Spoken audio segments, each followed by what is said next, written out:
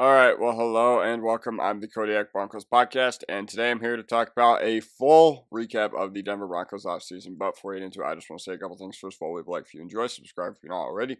You always wait until the end. Hopefully, you'll have heard it. And yeah, so without further ado, let's dive right into it. So, here's the deal. I am here to talk about everything from this Broncos offseason. I'm here to talk about coaching changes, free agency, draft, yada, yada, yada. And yeah, let me know your grade in the comment section down below for the Denver Broncos offseason. Without further ado, let's dive right into it. So I'm going to begin with something that I think kind of flew over a lot of people's heads when it happened, and that is the coaching changes. We had a lot of assistant coaches poached. It just shows what kind of program Sean Payton has built to the point where teams are looking at the framework of what we have done, and they're trying to replicate some of that as well.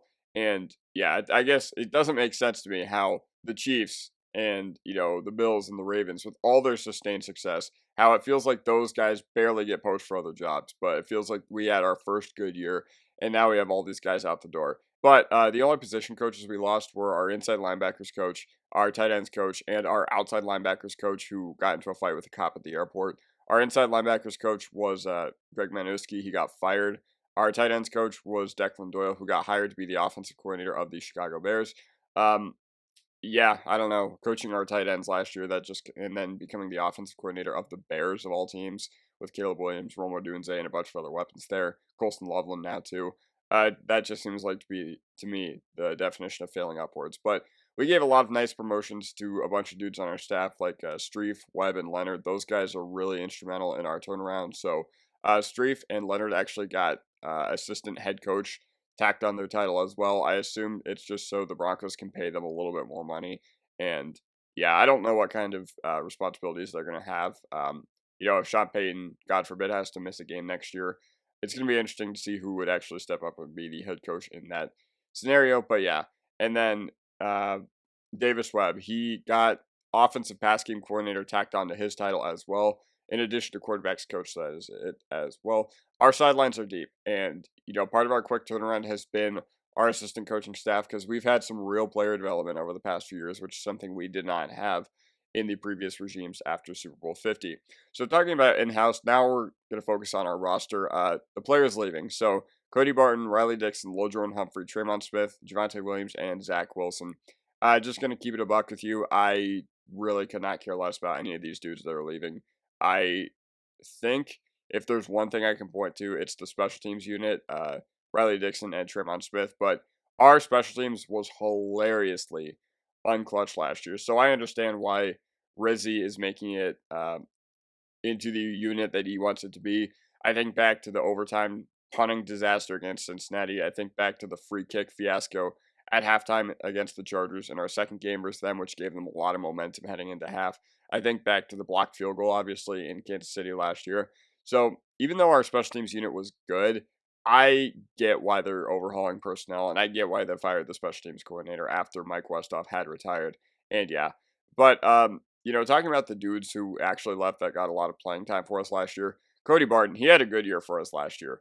Once again, he is kind of limited in what he can do. Like, was I entirely happy with him for the entirety of the year? No, but all things considered, 1 year, $3 million prove-it deal, and the fact that he now earned a $3 million or a 3-year, $20 million something deal with the Tennessee Titans, good for you, man. I'm not really gonna miss him though. Like, I think his role can easily be replaced. And also, Javonte Williams and Lil Jordan Humphrey. Throughout this past year, I was saying that these guys needed to go elsewhere. I was saying that I would have been really disappointed and someone would have needed to check in on my mental health had they been on the Broncos roster week 1 coming into the 2025 season. So it just warms my heart that reason and logic won over Sean Payton's favoritism for both these guys, but in particular, Lil Jordan Humphrey. I think if there was one guy on the team who has had favoritism over the past 2 years, is Lil Jordan Humphrey. And listen, I can respect his role. It's not an exciting role. It's not something that any receiver envisions when they're coming out of college and coming into the NFL. But the gaffes last year were absolutely just bad. And was he terrible for like what we signed him to do? No, absolutely not. But I think it just speaks to our roster quality last year that he got the second most snaps in our wide receiver room. Yeah, Javonte Williams, once again, he was just a black hole of running back production. He was just an absolute abyss of running back play. So I'm very happy he's out the door as well. All right, so here's talking about our in-house free agents, or the players that we re-signed, I should say. Michael Burton, Mitchell Fraboni, DJ Jones, Matt Parrott, Jarrett Stidham, and Justin Sternat as well. So the only guy who was really projected to get a lot of suitors in free agency was DJ Jones. I think Stidham actually did test the open market as well, but I think he ultimately decided that, hey, being in Denver, it's not the worst backup job in the world, and if something does happen to Bo Nix, knock on wood, and we do have to see Jarrett Stidham, I think he can hold down the fort for a game or two. And yeah, ultimately, that's just what it boils down to when it comes to Jarrett Stidham, because it was a real question as to who our backup quarterback was going to be between Zach Wilson and Jarrett Stidham as well. But yeah, and as far as the guys that I'm happy to see come back, I'm happy to see Burton come back. I'm happy to see Fraboni come back and Stidham as well. Burton, we'll see what he does as a fullback this upcoming year. Maybe he doesn't make the final 53, but we'll see in regards to that as well. Matt Parrott and Justin Sternad, if they are starting, we are in trouble. That's just all I have to say about that. Like, did Sternad have a good year last year compared to the expectations that he was basically dust coming into the 5th year of his NFL career and he hadn't really shown anything and he was about to leave but then got re-signed? I mean, he had a good year in that regard, but he was a clear liability for us in our key points last year. Him, PJ Locke, and Cody Barton were all the main culprits for any time something went wrong on third down, particularly in those big games. So you gotta just, I don't know. I respect heavily Sternad's role, but I'm not going to be very happy if Drew Sanders uh, does not win a role over him as well. Matt Parrott, once again, I thought he had a really bad preseason. I think he played a game last year. I think against the Chargers. I think we had Matt Parrott and Alex Palczewski starting that game because we were down both Bowles and McGlinchey. And honestly, I thought he did completely fine. But once again, he's not somebody that I want to see extensive uh, action in on. I would rather see Crum and Palcho once again if we do need to go that route. But yeah, so Parrott and Sternad, I get why they got re-signed, but hopefully their roles are limited. And we signed all 5 our ERFAs. Obviously, the big fish here is Jaquan McMillan, Dondre Tillman as well, Jordan Jackson, Devin Key, and Lucas Kroll. But listen, this was kind of a given. And you know what? Even if Kroll or Key get caught heading into the 53-man roster day next year, it didn't make sense to not re-sign all these guys. So talking about the open market, this was an absolute masterclass from the Denver Broncos right here. This, to me, felt like 2014, and I don't want to get ahead of myself because obviously that's a pretty lofty bar, and, that 2014 free agency class was instrumental in changing the identity of the team and making sure that we had the no-fly zone because obviously that year we signed DeMarcus Ware, Aqib Talib, and TJ Ward as well. But it feels very, very similar. Like, I don't remember ever being this excited about a bunch of pickups that the Broncos had made in free agency after the 2015 season. So, J.K. Dobbins, Evan Ingram, Dre Greenlaw, Talanoa Hufanga, and Trent Sherfield. That is quite a haul. I've been saying for 2 months now, 3 months now, that that was the best haul in the league. And that was before we added J.K. Dobbins. So, now that we have J.K. Dobbins, this was an absolute masterclass. And it's really tough for me. I was looking up and down every team's free agent signings, and to be completely honest, the only one who I think even comes close to us is New England. But even then, like, I'm sorry, what we did in free agency this past year, absolute masterclass. Because where did I say the key liabilities on this team were last year? PJ Locke, Cody Barton, Justin Sternad, and what did you do? Well, naturally, you got Singleton and Sanders back, so hopefully that is an upgrade there. But Dre Greenlaw, true middle of the field inside linebacker one. Rumor has it that he wanted the chance to be the number one because he had spent all of all of his time with the 49ers in Fred Warner's shadow. And that doesn't mean he was a bad player or anything. He was a really, really good player for the 49ers. But he wants to show that he can do it on his own. He wants the green dot, and he wants just to make the defense his own, which I highly respect. And you know what? Coming to an organization that highly values defense for him is a really, really smart decision if it is true that he wants that chance to be the one. Talanoa Hufanga as well. This is a guy who played really, really well in 2022, but has had a really difficult time staying healthy. So the fact that we're replacing PJ Locke with Talanoa Hufanga, I don't know. We'll see.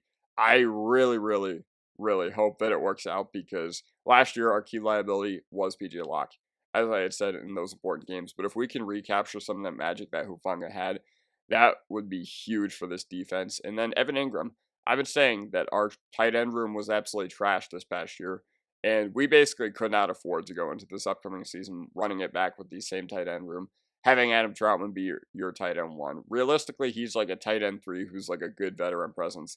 And does that have value to an NFL team? Sure. Does it really help you win games? I mean, I don't know. Troutman made some sick catches last year, but now that we have a real easy button for the offense in Evan Ingram, even if he is not the most efficient receiver, which I don't expect him to be like winning a bunch of, uh, I don't expect him to be winning a bunch vertical, even if I do expect him to be a nice big body possession threat. Um, you know what? It's fantastic because my main complaint with our offense last year was that we were too inefficient. And we needed an easy button in the passing game, and we didn't have one last year, especially over the middle of the field. J.K. Dobbins, once again, I mean, we saw our running back room last year, and it was just quite frankly, unacceptable. So, Harvey Dobbins, Estime, or Jaleel tandem, that is miles better than what we had last year.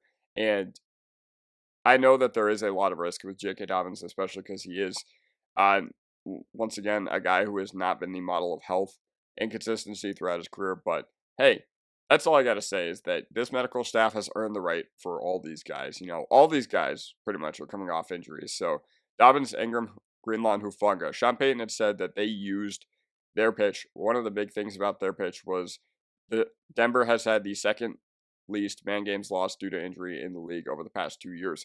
So, listen, I know that people were defending Landau on the fan for years, and I will just never understand that because you look at what our medical staff has done, it was like this overnight, this, as to how it changed and how we um, utilized our injuries, you know, and our player health from, you know, being chronically bad, and it felt like we were cursed, to a legitimate strength for this team.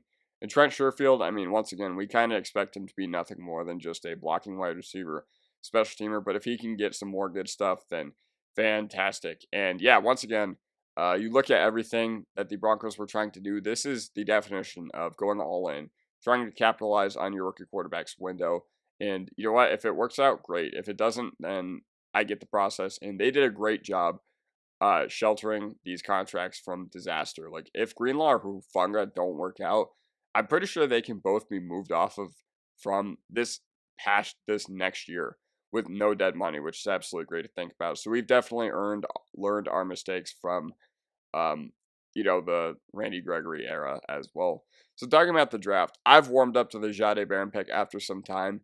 Granted, was it my favorite pick? No, absolutely not. But I'm happy he's in the orange and blue. But I have some very unique thoughts to share.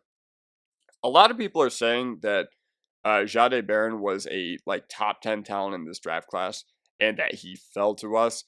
I just don't really agree with that because you look at all the mocks in the week up to heading into the NFL draft. If you go on the NFL mock draft database, at least half of the mocks had Jahdae Barron falling to number 23 in Green Bay. So all the people that are just like, oh, we got a steal. We didn't get a steal. We got a guy who fits really well with what we do. But yeah, ultimately, that's just how I'm feeling. I think the Jahdae Barron pick makes a lot of sense because, you know, I wanted D-line in the first round for the Denver Broncos because I was like, look at what the Eagles did this past year. But then you think about the team that won the Super Bowl 2 years ago, or last year still at this point, February 2024. The Kansas City Chiefs, they did not win the Super Bowl off the backs of their offense. They won the Super Bowl off the backs of their defense. And back there, they had Algeria Sneed and Trent McDuffie. So if we can recapture some of that magic, that'd be to go along with our defensive line. That's absolutely fantastic. And, you know, now our secondary is composed, not compromised, of Patrick Surtain, Jahdae Barron, Jaquan McMillan, Riley Moss, Brandon Jones, and Talanoa Hufanga as well. That secondary is absolutely loaded, and I can't wait to see what we do heading into next year. So yeah, those are my thoughts about the pick. Like, am I fine with it now? Yes. Do I think that we pulled off some insane heist? No, not really. But yeah, our draft strategy to me, it just seemed a little odd. Like, I initially was not the biggest fan of the draft. I'm still like kind of about it, but trading back a million times in the second round, it had me like, what? Like the Carolina trade back we did still doesn't make sense to me unless they were just like, all right, we can go to 57 and get a fourth rounder from Detroit, which I think was the case. But we only moved up like probably 10 spots in the third and fourth just to make that happen. So I didn't really understand it at all. I thought we did not really gain any value from that. But I love the Harvey pick right now. Even if he was some guy who kind of flew under my radar pre-draft, I was like, yeah, he looks good. Like, I remember watching him back in March. I was like, yeah, he looks really good, but he's 24 years old. So now that even though he's already at the age apex, I can respect the Denver Broncos process for this pick, because even if he just terrorizes the league for what, 3, 4 years, then that is a pick well spent. Listen, I don't hate Pat Bryant. I just didn't see a third round dude. Like, when I was watching him, I didn't see a third round player at all on film. Not that I think I know more than Sean Payton or George Payton, but yeah, we'll see. We'll just see how that ages. But I love Savion Jones. I thought that if you flip Pat Bryant and Savion Jones, I think the draft is much more stomachable in that regard. And here's my thoughts on day 3 and UDFA Hall. I like the focus on grabbing more defensive depth throughout the whole draft. Like, I was saying that we needed to get better on the defensive side of the ball depth-wise, but we're still thin at safety and inside linebacker. Um, I'm fine with running into next year with those rooms, but it would have been nice to see an upgrade as well. And also, I thought the Q Robinson pick was just one defensive player too many, and I would have gone tight end there. I would have gone Mitchell Evans, but once again, I think Q Robinson can develop well. I think what he brings as a special teamer, the coaching staff will fall in love with. They clearly liked him for that reason, and yeah, and I really hope Crawshaw can hit his ceiling, because if we can get a legit punter in Denver of all places, that'd be absolutely phenomenal. And I hope Caleb Lohner makes the 53-man roster just to make this pick like not look stupid. But our UDFA Hall seemed to focus on offensive line. Xavier Truss and Clay Webb are two guys who I could see really making an impact, even if we have to stash them on the practice squad this upcoming year, which is good for our pipeline. The reason we haven't drafted a tackle in the past 8 years is because we haven't needed to. And with Palcho and hopefully, I don't know, maybe Truss or Webb making that jump next year, maybe we can get a bunch of UDFAs on our offensive line, assuming they develop well. Like, I don't want dudes who have literally no talent to play on the offensive line, but these guys are pretty talented in my opinion, at least more so than typical UDFAs. So obviously Clay Webb had that legal situation which knocked him as a UDFA, and then I can't find anything about why Xavier Truss was undrafted as well. It's not like we're underexposed to SEC offensive lines or pass rushers, but I think Xavier Truss, he looked really good in the reps that I did see from him, so hopefully he develops as well under Zach Strief, and maybe we can move on from McGlinchey or Powers next year, assuming all goes well. But how would you grade the Broncos offseason? Flat out, I'd give it an A. You know, one of the clear plans from the Denver Broncos this upcoming draft was kick the Knicks rookie Super Bowl window, into overdrive while you still have him on that rookie contract. And yeah, I would have been really, really happy if you had showed me this draft back in March or April, even beyond my best, or February or March, even beyond my best case scenarios for this team. Like, I think they surpassed my expectations as far as anything I thought they could do. So yeah, um, if there is one concern from free agency, it's all the injury history, because they did sign some dudes who have been given the injury prone label, and it's not necessarily unfair, but the medical staffs and the strength staffs have earned our trust as fans. And yeah, the only thing I have to complain about this roster right now, there's not enough at tight end, but oh well, we'll just see what happens going into next year. It's not a valuable position. I was saying that even when we were mocked Colston Loveland, I was like, I don't really like drafting tight ends high, but yeah, that's ultimately how I'm feeling. And yeah, overall, that basically does it for me. Let me know what you guys think in the comment section down below, and I will see you guys next time. Bye, salute.